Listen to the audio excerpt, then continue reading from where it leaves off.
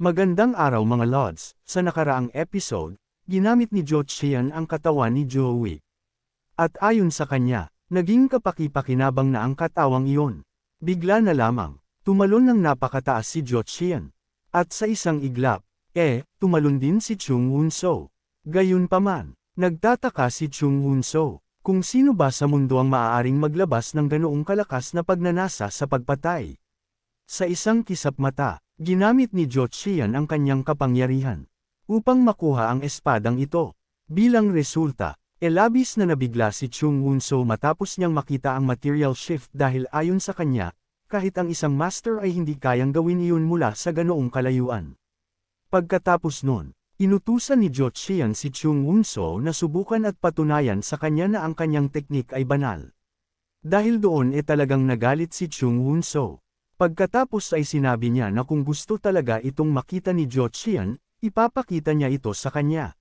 Sa kasalukuyang panahon, sinabi ni Jo Qian na gaya ng inaasahan. Ginagamit ni Chung Wunso ang kanyang life force upang itago ang kanyang kay. Hindi nakapagtataka na nagawa niyang linlangan ang lahat sa ilalim ng kalangitan. Dagdag pa ni Jo Qian, kahit na naitago ni Chung Wunso ang lahat ng iyon, hindi nito mababago kung sino talaga siya. Ang laban na mayroon siya ay tiyak na laban sa espiritu ng demonyo at sa kambal na apoy na katawan. Gayunpaman, habang nagngingit-ngit sa galit si Chung Wunso, nagtataka siya kung paano nalaman ng lalaking iyon ang tungkol sa twin flame body technique. Samantala, sinabihan ni Jo Qian si Chung Wunso na sa huli, hindi magagawang harangin ni Chung Wunso ang kanyang talam gamit lamang ang twin flame body technique. Kasunod nito, sinimulan ng ipakita ni Jo Qian ang kanyang kapangyarihan. At lumapit upang salakayin si Chung Wunso gamit ang kanyang flowing heavenly swords at under heaven meteor swords. Kaya naman natulala si Chung Wunso sa sandaling ito. Gayunpaman, agad na ginamit ni Chung Wunso ang kanyang 24 Flaming Plum Blossom Blades technique at 8,000 Condensed Sense technique upang harangan ang pag-atake ni Jo Qian. Ngunit sa kasamaang palad, napakalakas ng mga lumilipad na asul na espada ni Jo Qian. Kaya tumagos lamang ito sa panangga ni Chung Wunso, at bigla nitong tinamaan ang katawan ni Chung Wunso. Pagkatapos nun, tinanong ni Jo Qian si Chung Wunso kung ano ang gagawin niya sa sandaling iyon dahil pinawi na ni Jo Qian ang kanyang twin flames. Tinanong din niya siya kung mayroon na ba siyang kahit kaunting dahilan upang labanan ang tunay na sarili na nagkukubli sa kanyang kalooban. Subalit sinabi lamang ni Chung Wunso na sa huli, ang espada ng Mount Hua ay hindi yaong sa masamang talam. Dagdag kaalaman mga Lods, ang lalaking nananalo ay malamang na itong masamang talam. Talaga ba? Sagot naman ni Jo Qian. Ang nakakagulat, biglang napatingin si Chung Wunso sa kanyang katawan at nalilito siya kung ano ang nangyayari dito. Sa kabilang banda naman, habang patuloy na inaatake ni Jo Qian si Chung Wunso, tinanong niya siya kung kaya ba talaga niyang suwiin ang kalooban ng Diyos sa oras na iyon. Pagkatapos ay sinabi rin ni Jo Qian na ipapakita niya sa kanya ang banal na katotohanan ng katawan na pinupuri ng mga tao.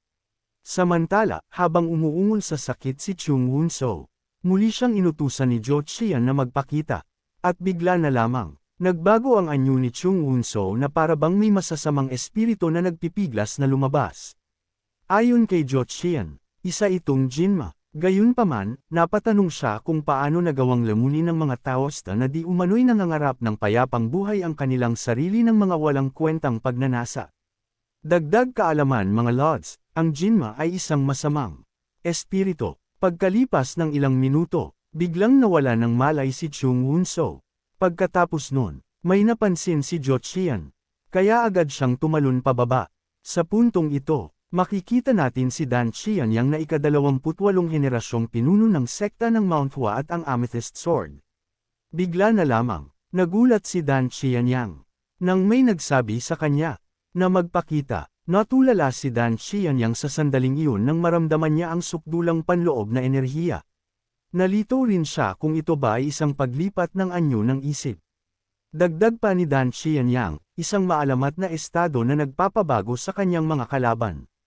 Isa itong pantas. Sinabi din ni Dan Qianyang na makikipagkita siya sa pantas.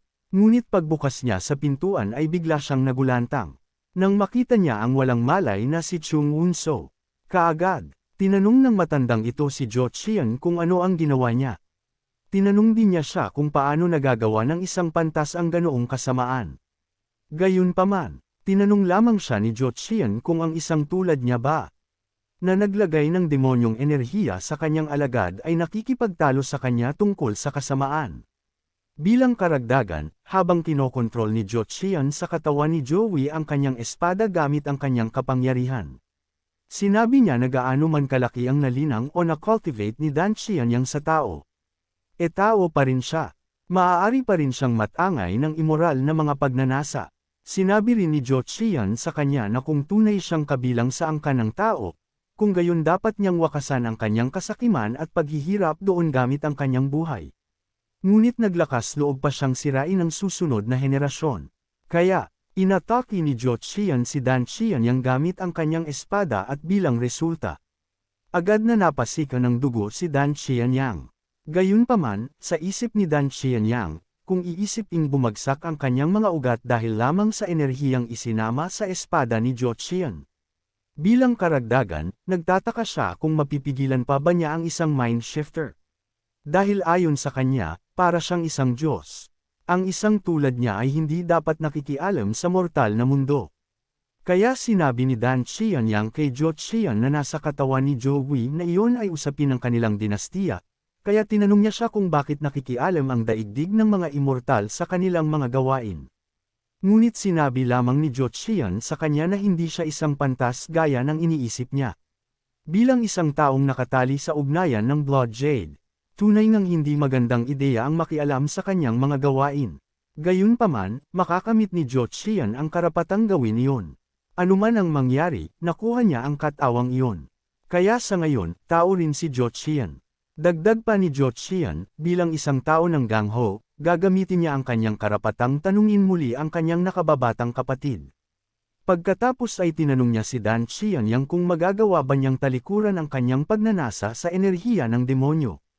Gayunpaman, gulat na tinanong ni Dan Qian yang si Jo Qian kung sino ba talaga siya. Ngunit bigla na lamang, ginamit ni Jo Qian ang kanyang kapangyarihan. Kaya naman talagang nagulantang si Dan Qian yang. Nang makita niyang nahati sa gitna ang kanyang gusali.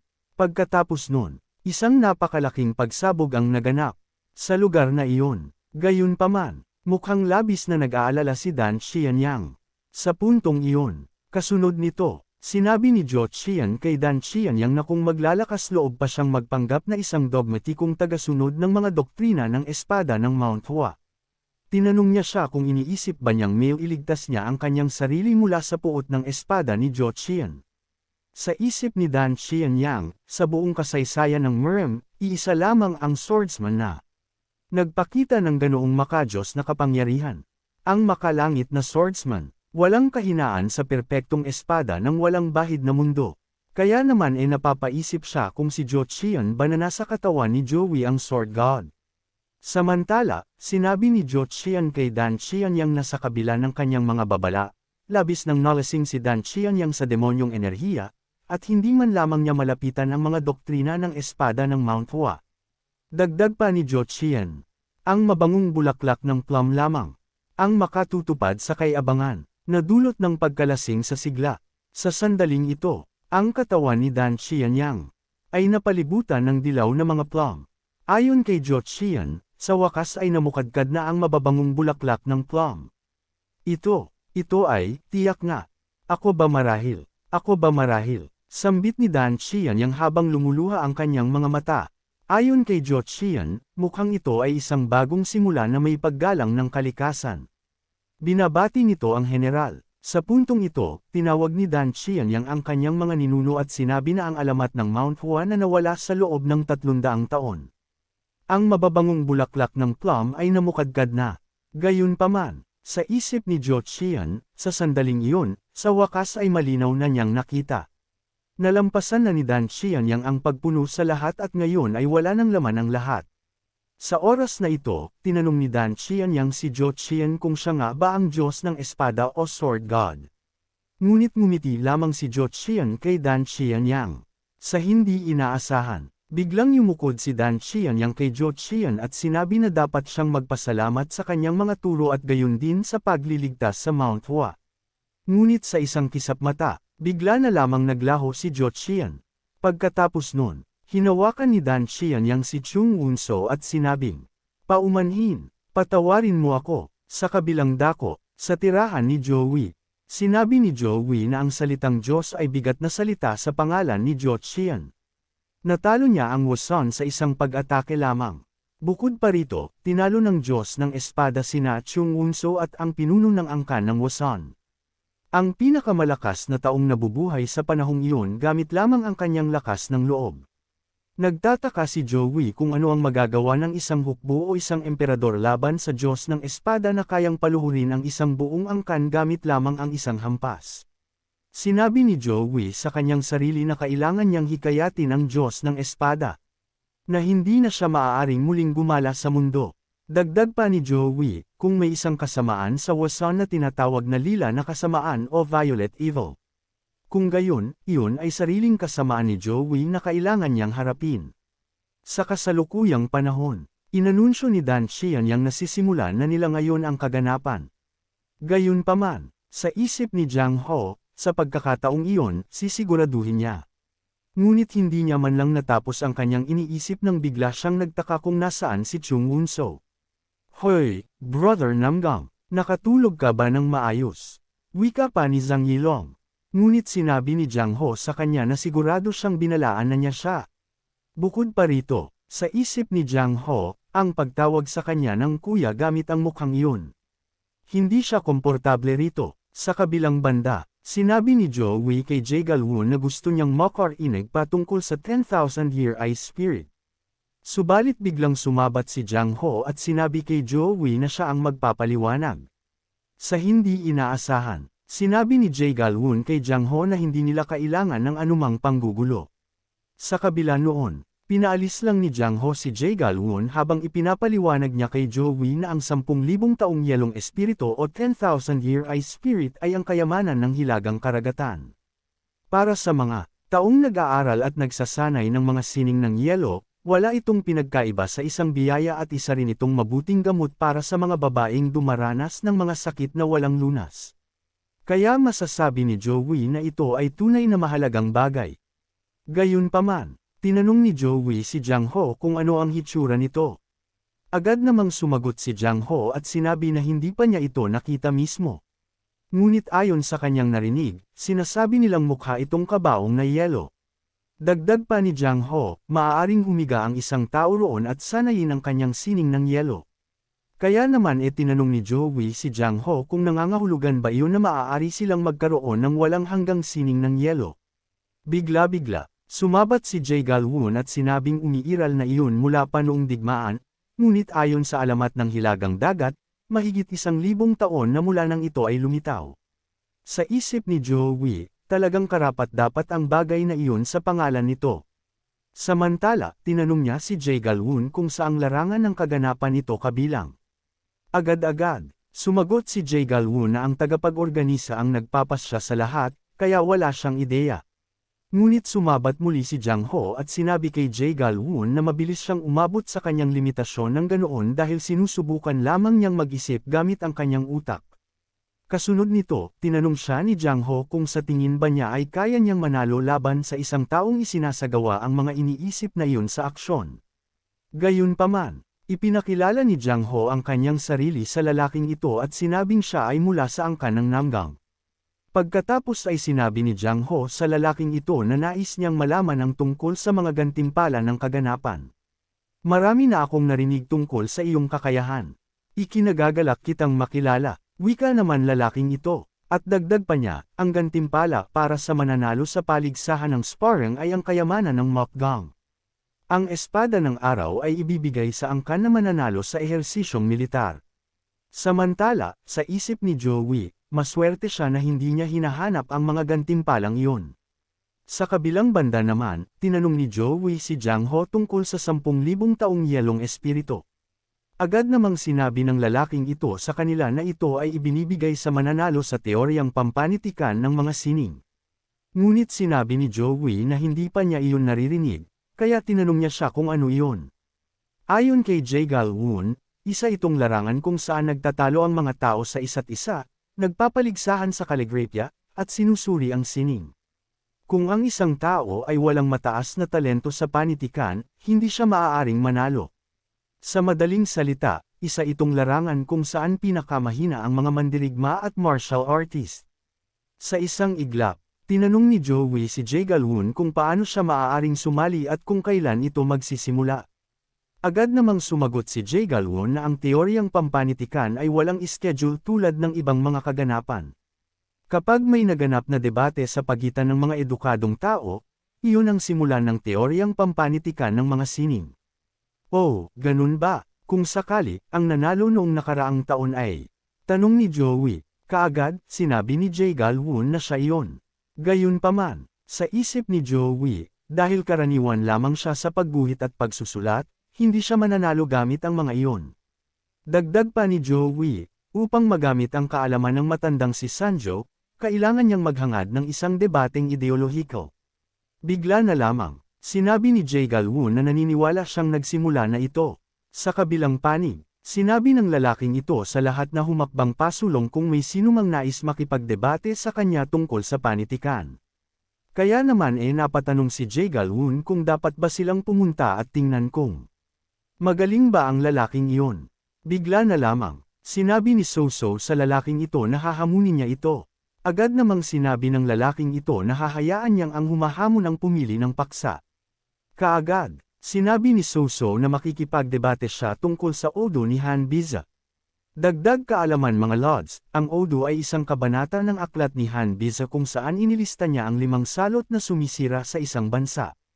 Nangangahas ka na naman bang magsalita tungkol sa bulok na paaralang iyon? Sambit ng lalaking ito. Kaya sinabi ni So-so sa kanya na wala nang mas mabuting pagdebatehan kapag nais niyang punahin ang Konpusyanismo. Dagdag pa kay So-so, sigurado siyang alam ng lahat ang mga utopyang ideal ng Konpusyanismo na nagdulot ng hindi mabilang na pagbagsak. Samantala, ayon kay Jae Gal-woon, may dahilan kung bakit ang dinastiyang Jin, na itinayo sa legalismo, ay bumagsak matapos lamang ang 20 taon.